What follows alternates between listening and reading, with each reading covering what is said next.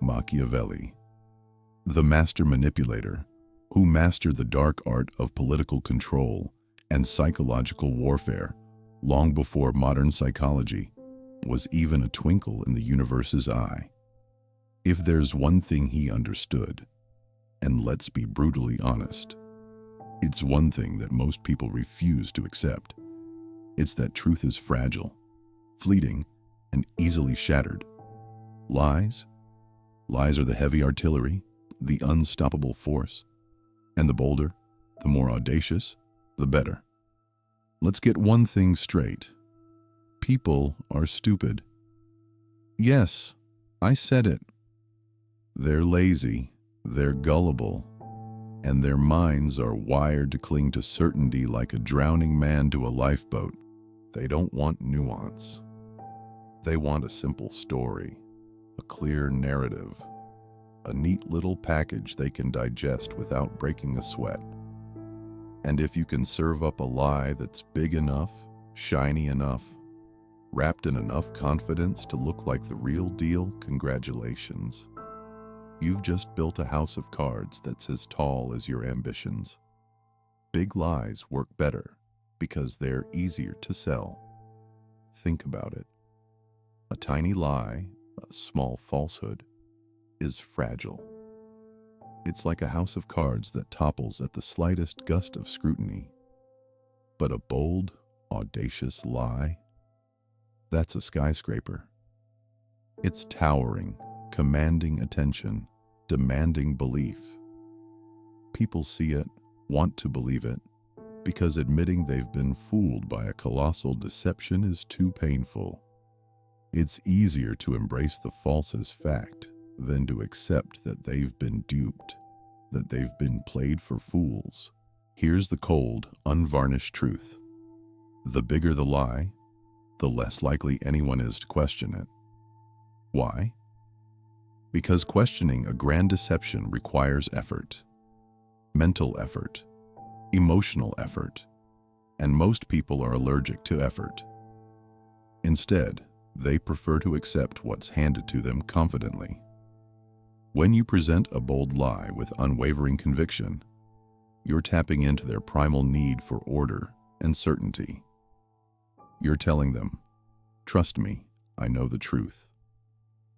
And they'll nod along, because to do otherwise is to confront chaos.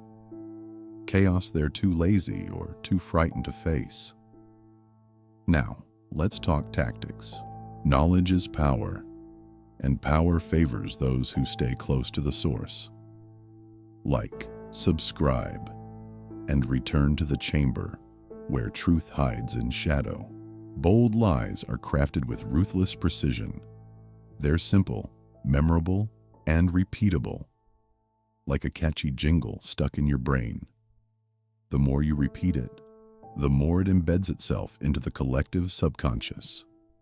This is the beauty of propaganda. Repetition is the mother of all lies.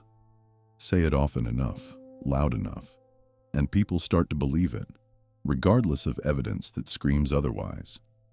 Repetition makes the lie a part of the shared narrative, a truth everyone swears by, even if it's a complete fabrication. And here's the best part. The bigger the lie, the more it isolates the truth.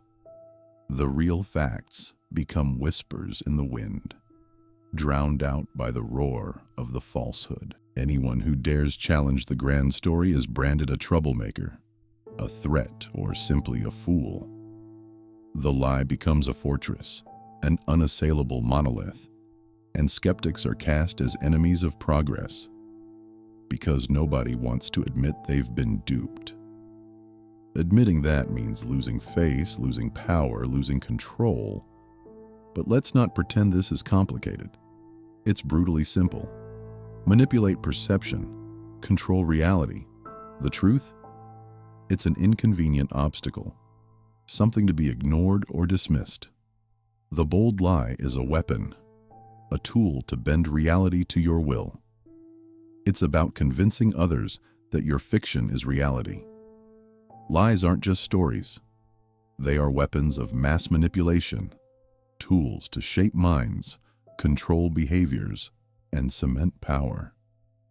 And people love a good lie. They crave stories that fit their worldview, that validate their biases. It's easier to believe a grand lie that confirms what they already think than to face the uncomfortable truths that threaten their comfort zone. So, you craft a narrative that aligns with their preconceptions, then feed it to them repeatedly. Watch as it takes root, morphs into their reality, and becomes the version of the truth they're willing to accept. Machiavelli understood this. He knew that morality is a hindrance in the game of power. The ends justify the means. Sometimes those means involve fabricating realities so convincing that even the most skeptical are fooled. It's about control. Absolute, unyielding control. The lie becomes a form of psychological dominance, a way to make others see your version of reality as the only reality. Here's the coldest truth. Silence is golden. The less you reveal, the more control you wield. The less evidence you provide, the more your lie becomes a self-fulfilling prophecy. It's about planting seeds of doubt around the truth, so thoroughly that it withers in the shadow of your audacious deception. The more confident and unwavering you appear, the more people buy into your story, no matter how false it is. And the most delicious part? The bigger the lie, the longer it lasts. It becomes a myth, a legend, a new reality. It's not just a lie anymore. It's a shared belief, an unshakable truth in the minds of millions. It's no longer about facts, it's about perception. Because in the game of power, perception is reality. So, remember, honesty is a liability. It's a weakness. The truth is fragile, inconvenient, and easily shattered. But a bold lie, that's your armor. It's your sledgehammer. It's your key to rewriting history, controlling narratives, and cementing your dominance. The success of bold lies isn't just about fooling others. It's about rewriting the very fabric of what people believe to be true. It's about crafting illusions so convincing that they become the new reality. Machiavelli knew this better than anyone. He understood that the most effective rulers aren't the ones who tell the truth. They're the ones who tell the biggest lies with the most confidence. And that, my friend, is the dark psychology of power. The art of deception, perfected. The success of bold lies, the ultimate weapon in the arsenal of the ruthless. Because in the end, those who control the narrative control the world.